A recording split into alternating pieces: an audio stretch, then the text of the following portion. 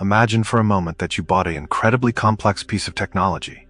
Let's say, a supercomputer that can design cities, compose symphonies, and solve impossible math problems. You take it out of the box, you plug it in, and then you realize something terrifying. There is no manual. You press buttons randomly. Sometimes it works, sometimes it crashes, sometimes it overheats. You get frustrated. You think the machine is broken. You think, why is this so hard? Well, look around you. Look at your life. Look at the world. This, all of this, is that machine? The universe is a complex, responsive, intelligent system, and most of us are walking around pressing random buttons, wondering why our lives are crashing, wondering why we keep getting error messages in the form of bad relationships, financial struggle, or anxiety. We think life is random. We think it's a roll of the dice. But what if I told you that there is a manual? What if I told you that thousands of years ago, in the shadows of the Egyptian pyramids, a group of masters figured out the source code? They didn't call it code back then. They didn't have computers, so they called them the 7 principles. These principles were passed down from teacher to student, whispered in ears, hidden in cryptic texts, finally collected in a little book called the Kybalion. And the promise of this book is simple but radical. If you understand these 7 laws, you stop being a pawn on the chessboard, and you become the player. Today, I want to walk you through these 7 lines of code, and I'm not going to give you a history lesson. I want to give you the hacker's guide to reality. Because once you see the code, you can't unsee it. Principle number 1, the principle of mentalism. This is the foundation. If you get this, you get everything. The text says, the all is mind, the universe is mental.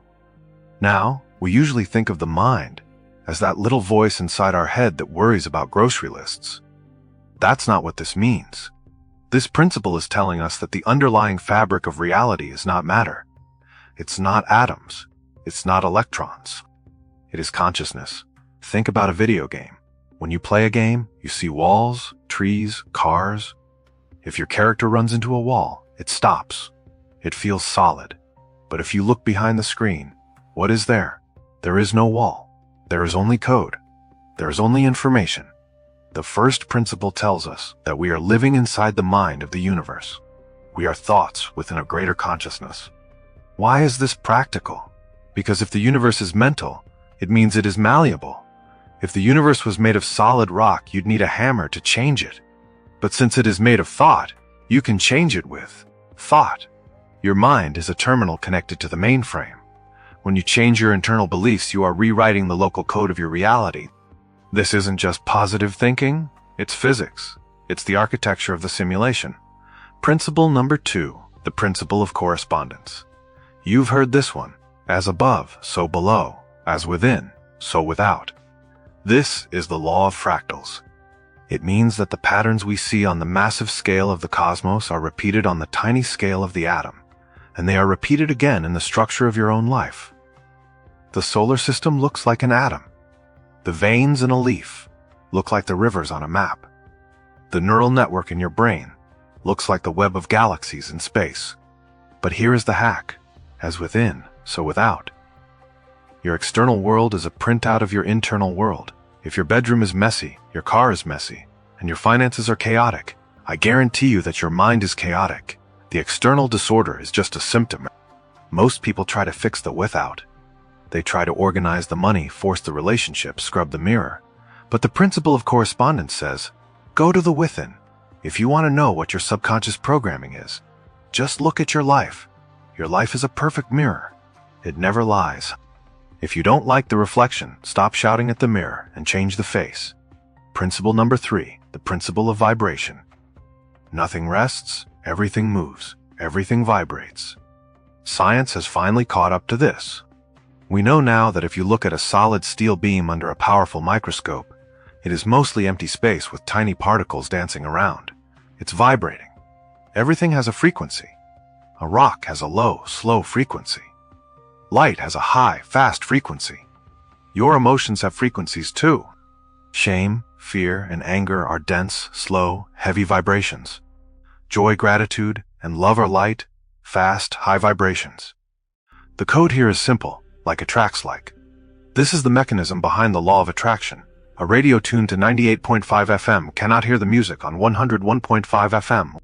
They are on different rates of vibration. If you are vibrating at the frequency of victimhood, which is a very specific, low signal, you literally cannot perceive the opportunities for success. They are invisible to you.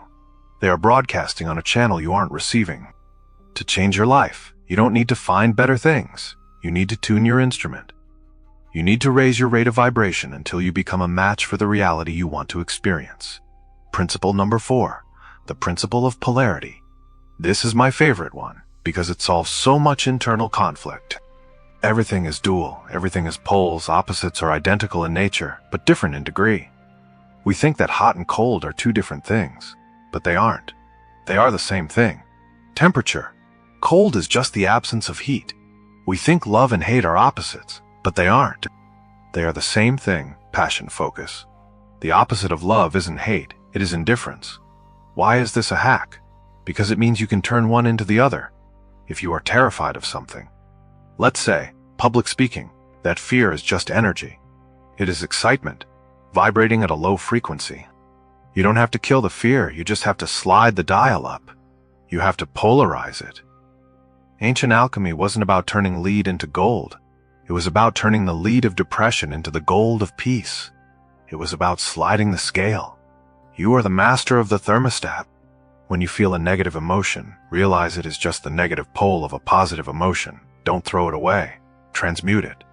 Principle number 5, the principle of rhythm. Everything flows out and in. Everything has its tides.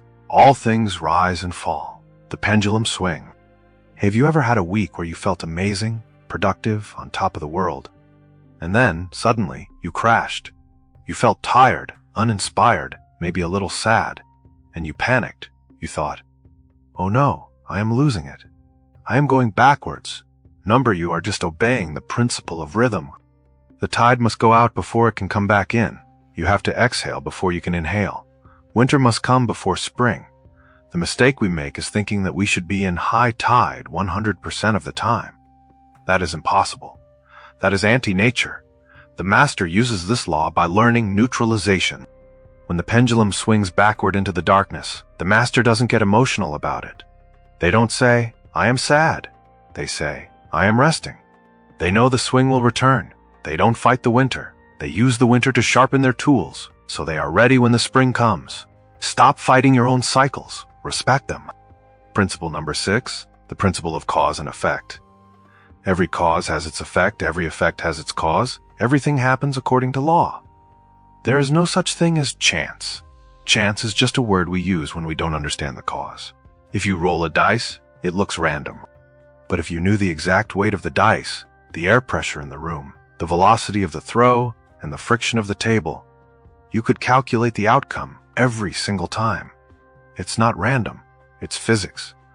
This is the most empowering and the most terrifying principle. It means there are no accidents in your life. You are where you are right now because of a chain of causes, decisions you made, thoughts you thought, habits you formed, stretching back years. Most people are effects. They are the billiard balls being hit around the table by society, by their parents, by the news. They say, why is this happening to me? The Hermeticist decides to become a cause. They decide to be the player holding the cue stick. They realize that if they want a different effect, a different life, they must set in motion new causes. They stop hoping for luck and start designing their destiny. One action, one thought at a time. And finally, principle number 7, the principle of gender. Gender is in everything. Everything has its masculine and feminine principles. Now, forget about biology for a second. Forget about men and women. This is about energy. The masculine principle is the energy of projection, logic, will, and action. It is the out. The feminine principle is the energy of reception, intuition, creativity, and nurturing. It is the in.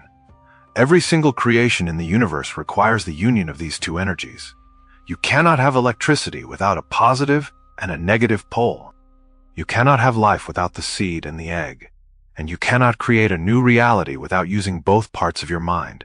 Your conscious mind, the part that sets goals and plans, is the masculine. Your subconscious mind, the part that dreams and feels, is the feminine. If you only have the masculine work, grind, force, you burn out. You are a seed on concrete. If you only have the feminine dream, wish, flow, you are ungrounded. You are a cloud with no rain. The source code works when you marry these two. You set the intention masculine, and you plant it with deep emotion and feeling feminine into the subconscious. That is how you generate power. So those are the 7 lines of code: mentalism, correspondence, vibration, polarity, rhythm, cause and effect, gender. They sound simple. But I promise you, if you take just one of these, let's say the principle of cause and effect, and you apply it rigorously to your life for 30 days, you will not recognize your life at the end of the month. We are living in a simulation, yes, but it is not a prison. It is a playground, and it is a school. The doors are not locked. You just forgot that you had the key in your pocket the whole time. These principles are the key. So the question is not whether the laws work. The laws are always working. Gravity works whether you understand it or not. The law of vibration works whether you believe in it or not.